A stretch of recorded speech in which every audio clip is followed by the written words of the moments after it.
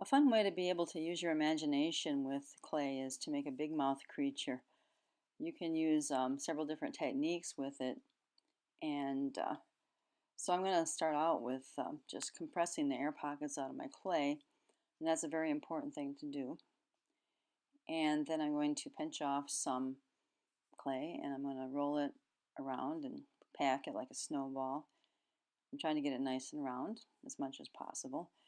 It might pick up some of the texture of the mat, but I'm not worried about that because I don't think the texture is going to stay there. Now you start out by making a pinch pot, which is the oldest form of pottery that man ever invented. And so I start out with the ball and I stick my thumb in the middle, and then I keep turning it and basically squeezing it and pulling it outward until it's about as thick as my finger. I don't want it to be any thinner than that because then it could get fragile. I like the bottom to be about the same thickness as that too, but that's harder to tell. Now this is something that I don't want you to do. This is something people do a lot when they're making pinch pots. They just pull it all apart and then it's just shapeless and it's way too fragile. So now that I showed you that, I have to go back and compress the air pockets out again and make my ball all over again. But I thought it would be a good idea for you to see that. Okay, so I made my ball. I stick my thumb in, and then I just keep turning it and compressing it between my thumb and my fingers. And just keep turning it and trying to make it even. And again, what I'm looking for is about the thickness of my finger.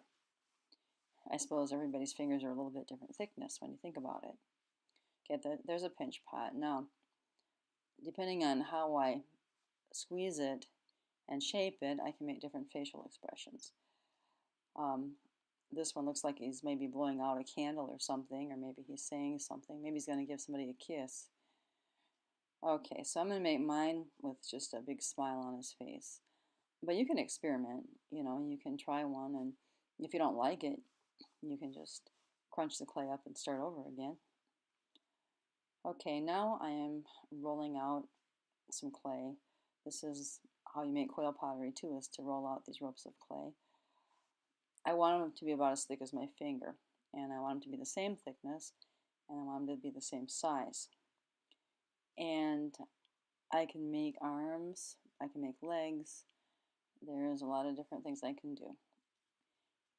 And so I'm going to add arms. So I'm going to score it by making a patch of little shallow lines in the clay with my needle tool.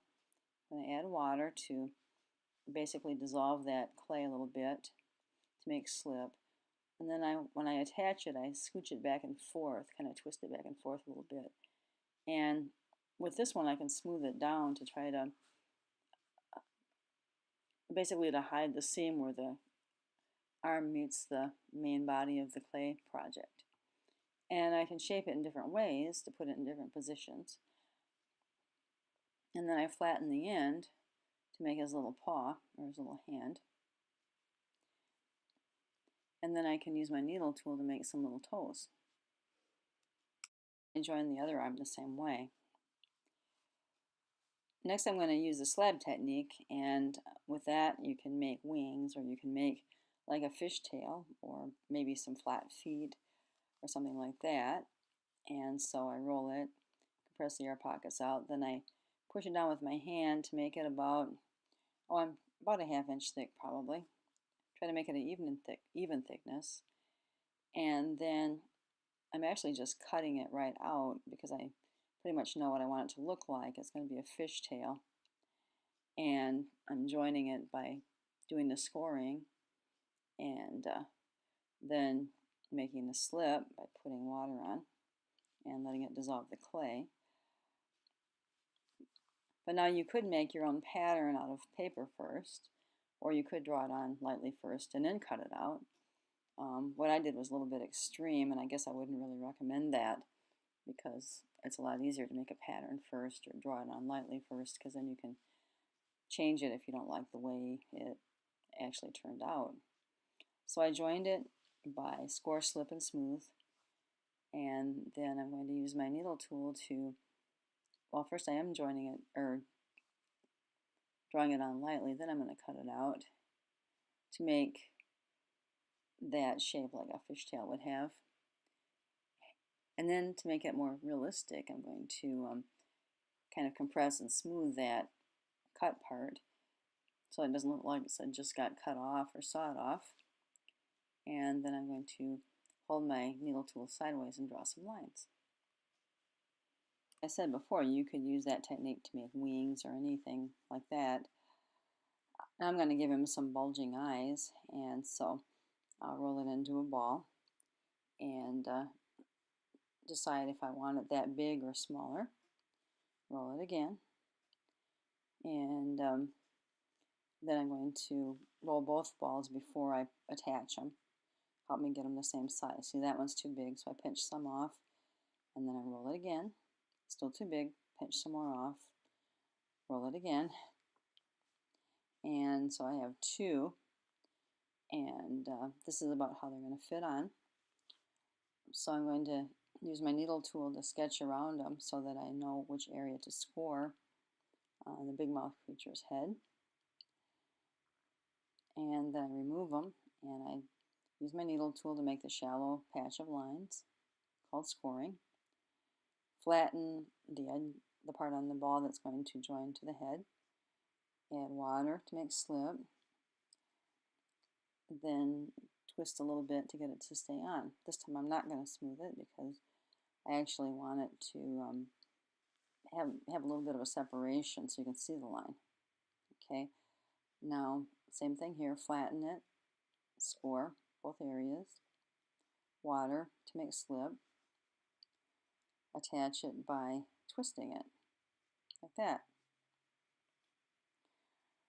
Okay, now I can take the handle of my needle tool and I can just impress like a little circle like that in each eye,